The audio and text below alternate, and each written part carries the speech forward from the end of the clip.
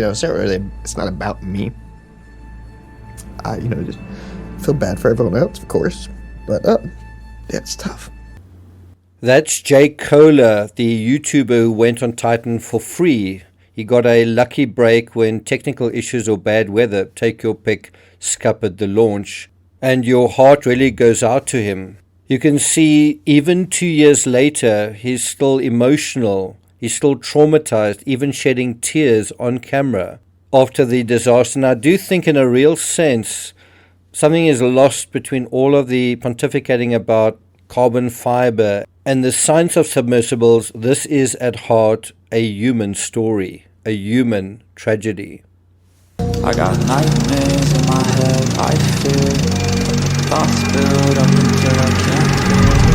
My mind fills up into a creature, and it haunts me somewhere much deeper. I got nightmares in my head, I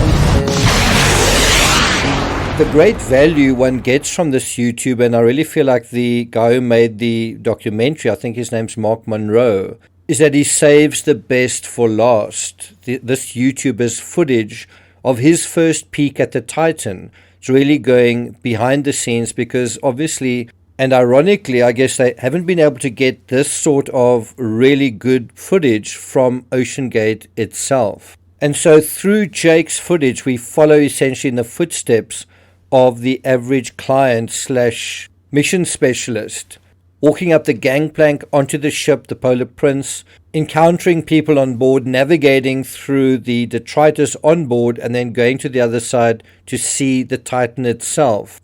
And is that Stockton down there? I think it's him scrambling over the platform to deal with some issue. And we know there were issues in that last season. All 4 of the first 4 dives were cancelled, ostensibly due to bad weather, including Kohler's.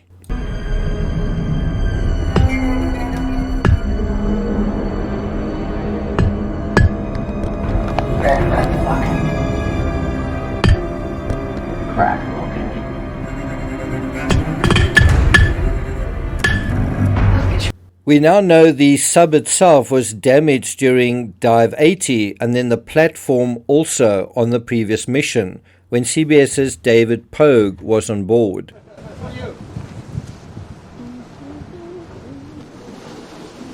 So is that the part you said aesthetically? Yeah, this fiberglass is up, kind of the hood is open. Makes it look a little bit more like we're winging it, which is pretty cool. You know, winging it. Yeah. There's an ironic moment right here where this unassuming influencer seems to key into precisely what was actually happening. Seeing the Titan with its glass fiber hull raised, being surprised, and then making a quip about winging it and about how cool that was. That was exactly what Stockton Rush was doing, winging it, except it wasn't cool at all. In this analysis, I want to deal with something that the documentary didn't deal with, which is the deleted social media from OceanGate. I also want to dip a little bit deeper into Jake Kohler's story. But before we get to that, if you haven't subscribed to the channel, please do. Welcome to the many of you who have subscribed. Oh, and thanks also to Dawn for your super thanks. Then just a shout out to Nadia for your $1.99 super chat. I'm not sure if there were any others, but if there were, thank you. If you haven't left a super thanks and you'd like to, now's your chance. Thank you also to your many comments and compliments. Keep them coming because I might do an episode concentrating just on your best comments and answering some of the trickier questions. All right, and let's get started. OceanGate social media. Maybe I'm biased, but I felt one important component to the story was the social media angle, not necessarily from our side, but OceanGate social media. In July 2018, Stockton Rush was named Innovator of the Month by a local business journal. 5 years later, and less than a month after the Titan submersible disaster, OceanGate scrubbed all their braggadocious social media. Some of their posts, like this one, explicating the role of the so-called mission specialists, may have become legally sensitive. Deleting their social media must have been a bitter pill to swallow. At the time, OceanGate on Facebook had 78,000 followers, whereas on Instagram they had 29,000 followers. And you can see in this post them referring to the behind the scenes of the behind the scenes. Well, everywhere they had videographers, photographers documenting, marketing, promoting what they were doing. And what they were doing, what they were really using the social media for, was to pre-sell tickets for Titan on a pre-packaged schedule. And so in other words, while they were still dealing with serious safety issues, they were already selling tickets and they were already locked in to certain dive schedules, which they refer to as expeditions. Now imagine if your airline did that. Imagine if an airline was developing an aircraft but was already selling seats on that aircraft and to various destinations, but the aircraft was still in development. Think about how that is putting pressure on the whole situation, on you, on them, but more importantly, simply just on the development of this vehicle, on the prototype, essentially. Of course, there's no hint of these pressures in the social media. It is all self-congratulatory. It's all very braggadocious. It's all celebrations. And all of them emphasizing the certainty of going down to the Titanic as though that was a done deal, as though that was non-negotiable. And yet in the final season we saw there was only one dive, the fatal dive, to the Titanic. All the others were cancelled. Look at this one posted to Facebook on May 16, 2022. The submersible is part of an era that is breaking down boundaries and old school beliefs that the ocean deep is the exclusive realm of academics and scientists. It shouldn't be. Everyone should have the chance to dream and learn about what lies below, writes Wreck Watch magazine about our Titanic expedition.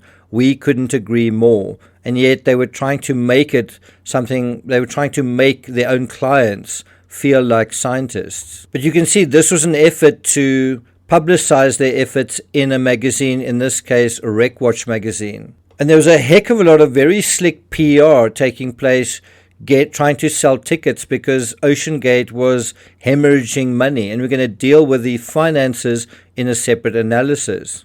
Now, while OceanGate social media was still up, as I say, it's been taken down, it was also designed to glamorize the trip to the Titanic, comparing it to high-stakes adventures like summiting Everest or flying into outer space.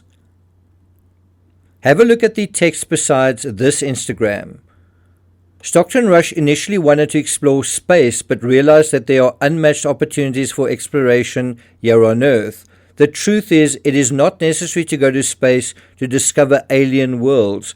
Our planet's oceans are filled with them, he said.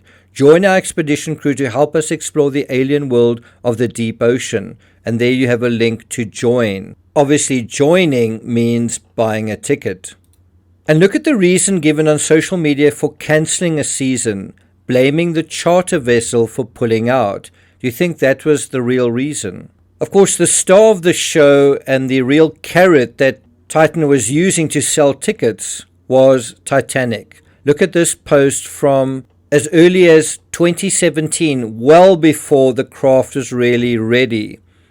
First she was an elegant ship, then a maritime disaster, and now Titanic is the world's most iconic shipwreck. In 2018, OceanGate Expeditions will conduct the first manned submersible dives to Titanic since 2005, as phase one of a multi-year expedition to this maritime heritage site. You see how much bravado is in this, how much confidence, how much arrogance ultimately. Since her tragic sinking 105 years ago, only a handful of people have personally explored this legendary shipwreck. Fewer people have visited Titanic than have summited Mount Everest or flown in space. Most of these fortunate few have been scientists, filmmakers, and celebrities. For more information about the expedition, visit, and there's the link. In this Instagram from October 2021, you can see just how much went into these marketing efforts, taking the Titan on a press tour, multi-city press tour, giving presentations, giving speeches, selling tickets. And of course, central to establishing their credibility online while linking Titan to the Titanic, aside from the name, was relying on using and heavily exploiting Titanic expert P.H. Nargile. And of course, he died on the Titanic as well. In the closing minutes of the Netflix documentary, his daughter poignantly reveals that they never received so much as a note. I guess a note of condolences from OceanGate saying sorry about what has happened. Think about that, not a single note, and juxtapose that to the hundreds and hundreds of social media posts communicating about what they wanted to do, repeatedly trying to engage with the public. Overall, their social media is lots of look and feel, very little substance, in other words, because it's clear they increasingly targeted young people, not just as clients, but also in their staff. One sees this very clearly in the efforts OceanGate made to retain Emily Hammermeister. They wanted to train her as a pilot and make her the face, the young face of the company. It's not hard to see why. Attractive, sunny, blonde, Hammermeister gave the OceanGate the thing it lacked the most, the hip factor. To her credit, Hammermeister, actually it's Dr. Hammermeister, wasn't low in common sense and sensibility. She started getting a hinky feeling, bolting people into the sub, and overall saw the woods for the trees. To her credit, she left OceanGate before they could turn her into their poster child. Emily was essentially given an ultimatum of either getting on board with the company's plans or getting out. She got out. Good for her.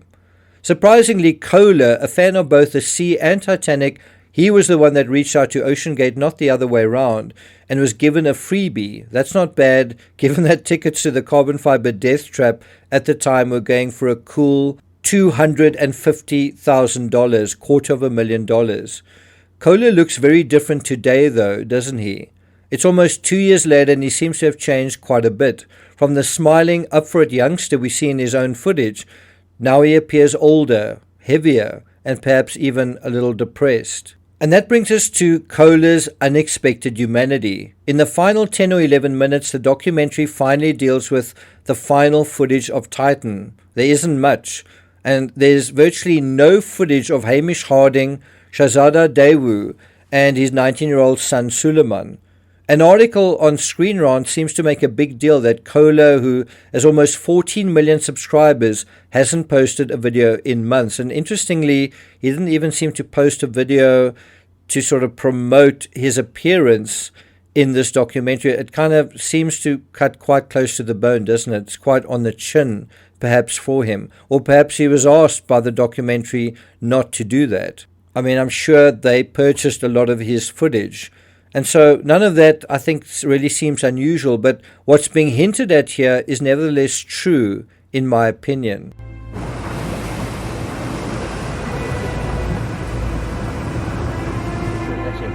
I remember my feet being cold.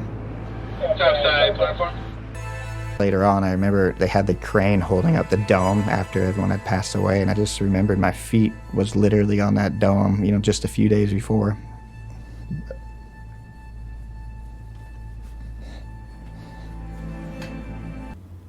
Do you see, almost 2 years later, Kohler seems genuinely traumatized by the ordeal, possibly suffering from a kind of survivor's guilt. But these are the first tears I think I've seen. With all the pontificating about who or what is to blame, we seem to have forgotten that at heart this was a human tragedy, and Kohler really sort of brings it home. So there's the appropriately mournful soundtrack, sort of alternating with this soothing wash of the sea. I must say I didn't expect to see raw emotion from the influence on board, but to his credit, he adds some very necessary humanity to the story, wouldn't you say? I'm not going to take it further than that, but isn't it interesting who doesn't appear in this documentary? None of Stockton Rush's relatives, not his wife, no representative, no spokesman, not even a lawyer, nobody. And it's quite an interesting turnaround from the social media that is trying to get everyone's attention, trying to sell the story, to now, I don't know, do they really want the story told now? Or is it a case of you sing your praises and hide your failures? And I mean, isn't that the kind of person Stockton Rush was? And the reason, ultimately, for this tragedy? Food for thought. Thank you for listening, and I'll see you guys next time.